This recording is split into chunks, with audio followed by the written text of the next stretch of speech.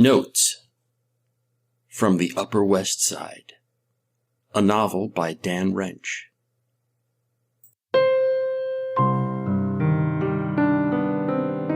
Chapter 32, Tobacco That Tastes Like a Lady.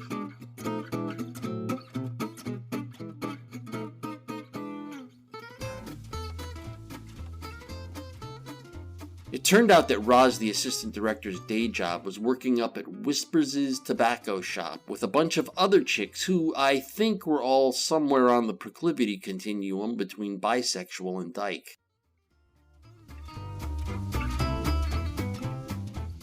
If Paul's wife is so tasty, Roz said to Whispers. then maybe you should name the tobacco after her. Lenny. Tobacco? Viter. You had to ask? Lenny. Well, sure I did. Roz made a statement intended to evince the question, tobacco?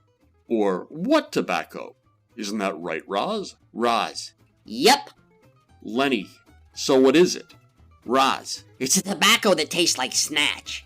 She grinned this really wide grin like she was Pandora announcing her box was now open.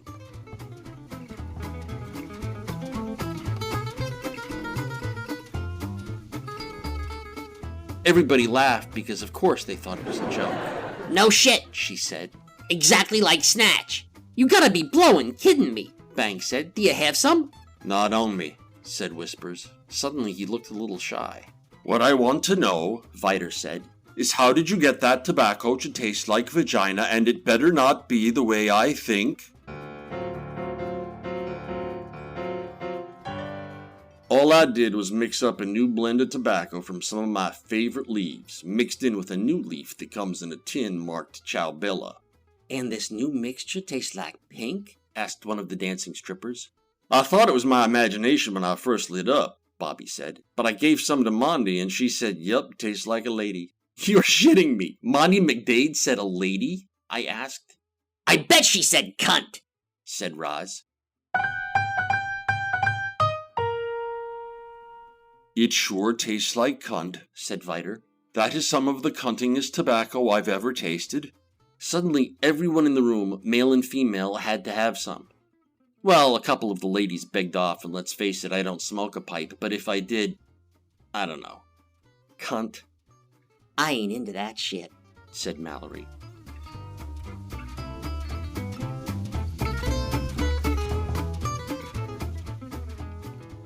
So are you going to start selling this tobacco in the store? Lenny asked.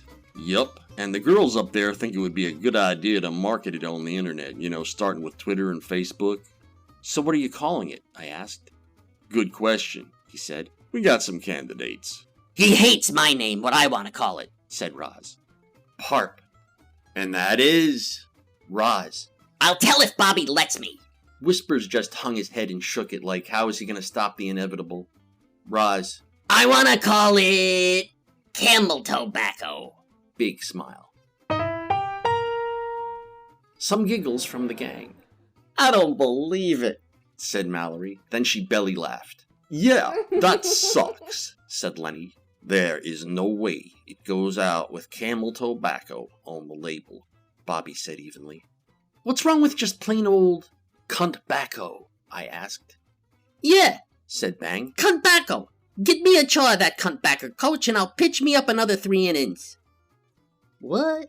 Mallory said, more to me than to Bang, like I might be able to translate for her. I do kinda have a name for it, Bobby said. I'm thinking of calling it One for the Road. Silence, I don't get it. Bang said. Mallory touched my arm. I like your name better. She said kind of low. The other dancing stripper, the one who said she was impressed by me a minute or so before, she looked at me right then and started to walk over to where I was sitting. I cleared a spot for her on the chair next to me by pushing some coats on the floor.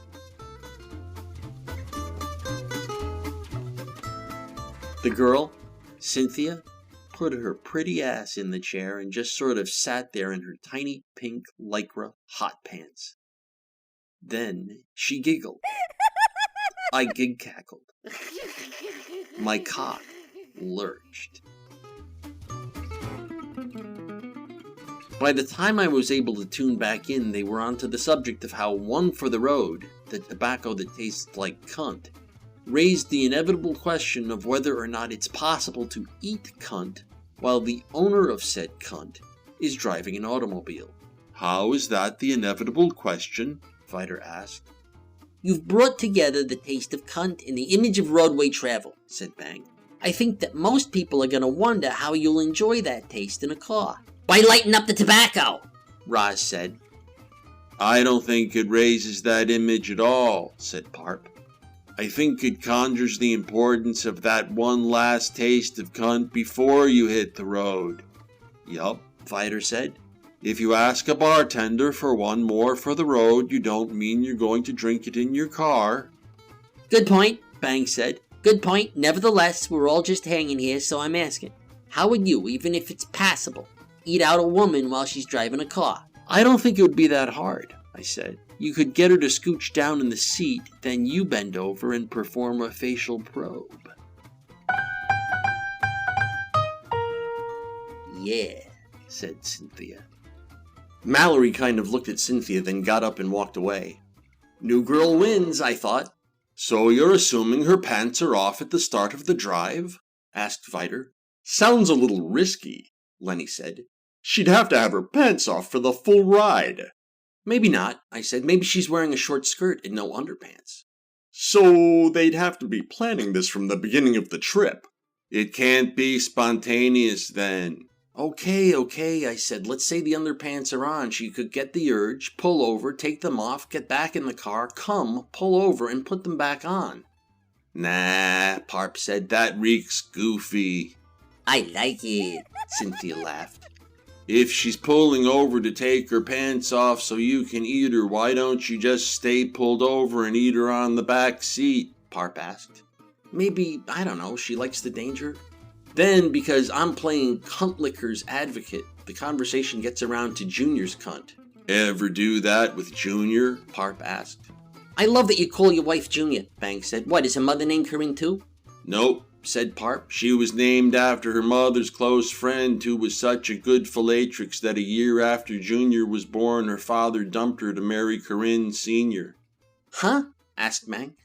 Bang didn't hear anything after philatrix, said Vider. What's a philatrix? Someone asked. A dick sucker, said Roz with a big grin on her face. Is that true? Cynthia asked me. That's what it means, I said. Wow, she laughed. She must really know how to suck on a dick. That's the legend. So have you ever eaten your wife on the road? Vider asked. Nope, I said. Not that I have anything against it, but Junior's a traditional gal. Cynthia laughed, and I began to notice that her laugh was something of a gig cackle. I looked at her and grinned. She doesn't look traditional, said Bobby. She looks tasty, said Parp. I said, a guy could get pretty defensive about that. I mean, if we were Marines, we'd be fist fighting right now. I don't think so, said Bang. Marines are a lot more open-minded about sex than you think. He was dead serious.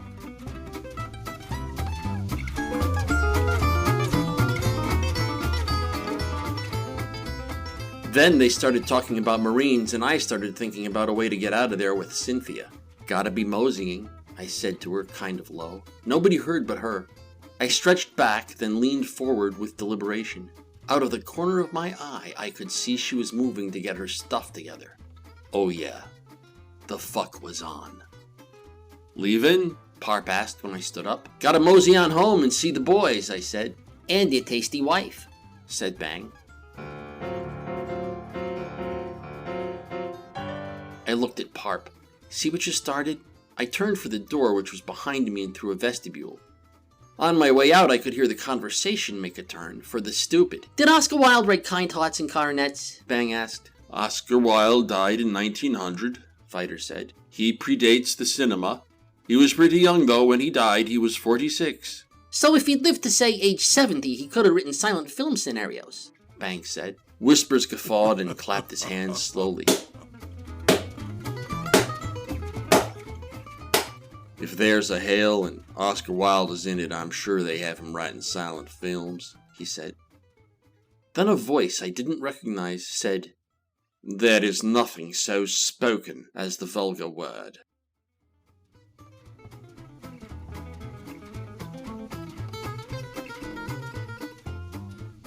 Notes from the Upper West Side is a work of fiction.